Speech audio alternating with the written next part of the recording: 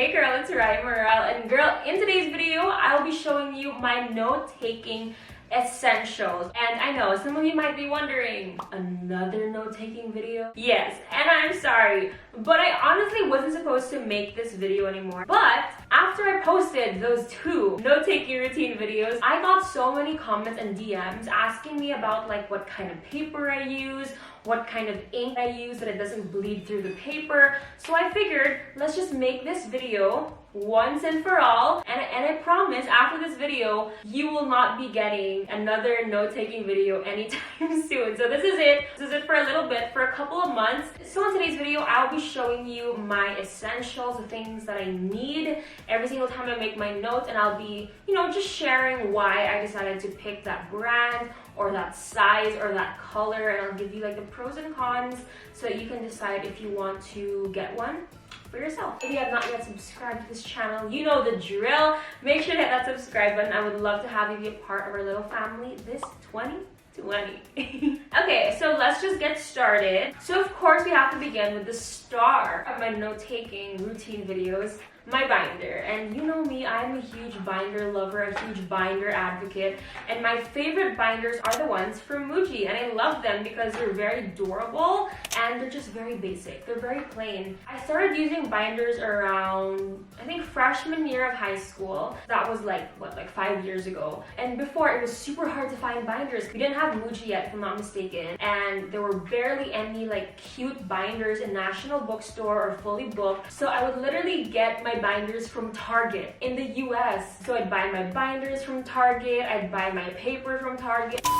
Begin with Target. First thing I got from Target are these binder filler papers. They are just the ones from 5 Star. I honestly don't know why it's so hard to look for filler paper here in the Philippines, but maybe it's just because people here are more into using notebooks. But this year I have made the decision to stick with binders instead. So I'm just really happy now that I don't have to go to Target in the States just to get binder supplies. This is the one that I have. It's the transparent version, the plastic transparent version. I believe they have 3 types. They have the plastic transparent, they have a paper one that's this color, and they have a paper one that's darker. The dark brown paper one is actually the one that I started with, but the downside to their paper binders is that they do fray on the sides. It doesn't last as long because, again, it's made out of paper. So I suggest that you just buy the plastic ones because this is more durable. You can use this for like 4 years, your entire college life, because it doesn't break easily and it's very easy to clean as well. And the size that I have right here is the A5 size. Back in high school, I would use A4 binders, but now that I'm in college, girl, like it's just not practical to bring a binder that huge to school every single day. Wait, I just need to drink some water. Oh my gosh, I've been talking non-stop for like the past hour. This is my second video for today. Be proud of me.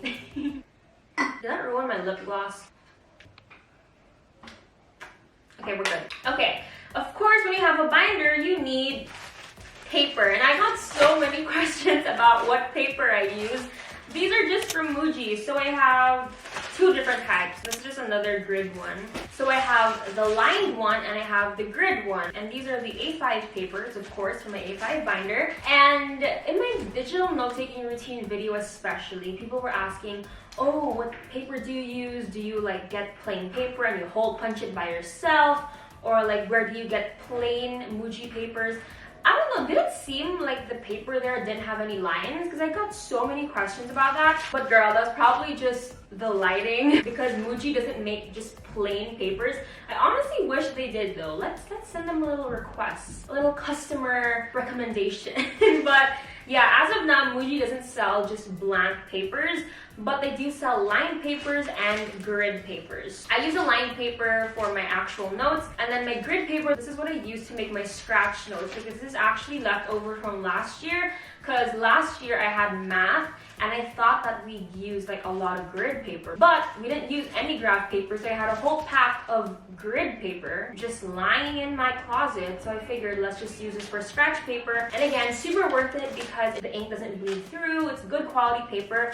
The only thing though, if I could like improve it a little bit, another customer suggestion is to have the holes laminated, because again, before when I used to buy all my binder supplies from Target, I would buy my paper from 4 Star, and And what I really liked about the 4-star paper is that the sides were laminated.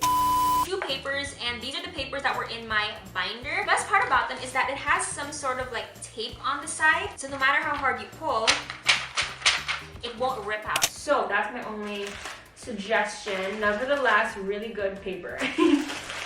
Next, and I actually took this out for you guys. Wait, let me just fix this. Next, we have binder dividers, or they're called binder index in Muji. And these are super helpful, especially if you're planning to just have one binder for all of your classes, which is what I suggest, that it's not that bulky.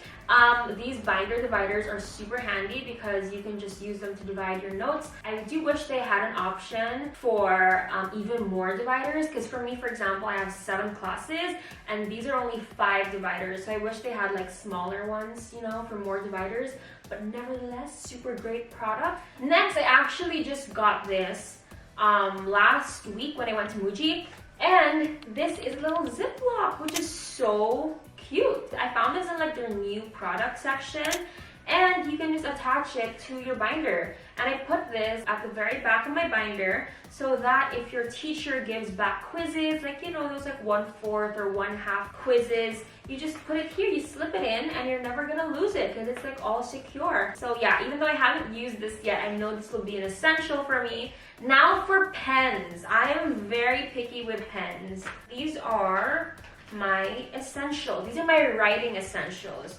So I only use Muji pens, no joke. I used to be super obsessed with the Pilot G-Tech pens in 0.3, I don't remember exactly, but I used to be so obsessed with those. And the reason why I love Muji pens is because the quality, like the ink and the tip, they're very similar, but Muji pens are better because one, they're cheaper by like 10 or 20 pesos, I think, and it's less harsh on your fingers. So I use a G-Tech pen probably from 3rd grade to 7th grade. And if you notice, G-Tech pens, the packaging, the casing, the pen itself, it's like a hexagon.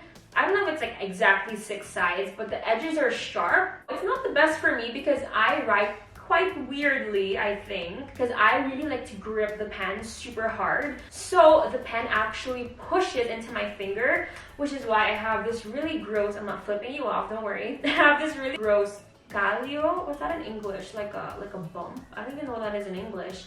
But I have this super gross scalio because I write a lot. And when I write, I really like grip the pen super hard. That's why I like Muji pens, because the shell, the package, the case is round, so there are no hard edges. So yeah, I really love Muji pens, and I only use it in 0.38 because I don't know, for me, if the tip is thinner, your handwriting looks much neater, and this is their tiniest or thinnest tip. And I use it in pink and black. Next, I have a clickable pen, and this is in 0.5. And I use this for my scratch notes when I just write down lecture notes initially. And I prefer this over this because this one is way smoother, especially because it's 0.5 and like it's not a gel pen, it's just a regular ball pen. And lastly, well, not lastly, I have 2 more, but for the writing stuff, I have these 2 calligraphy pens from Koi. I love these. These are the Koi coloring brush pens, and I have them. Are there shades or colors? It doesn't say the color. Oh, pink and lilac. I have it in pink and lilac, and I like these. If you watch my note-taking routine video, I use these for my titles and subtitles, and I like them because they're very flexible, so it's easy to write. Like the brush is soft, like, ooh. And I got these from National Bookstore. They're not that expensive. I think they're less than 100 pesos. And yeah, I really like these because they're pink. Love it. And then lastly, not really super important, but just in case you're wondering, these are the extra things that I use. So this is my correction tape. I try my best not to use this because I do get quite annoyed when I have correction tape on my notes. But I need to remind myself, that's life, girl. Sometimes we make mistakes. So yeah, this is my correction tape. I don't know what brand it's from. It's from the brand Looking, and I got this from National Bookstore, and I like it because it looks very aesthetic. And then of course I have a ruler when I make my lines, and this is just the black one from Muji. So yeah, I think that's it. Is that it? Yes. Those are all my note-taking essentials.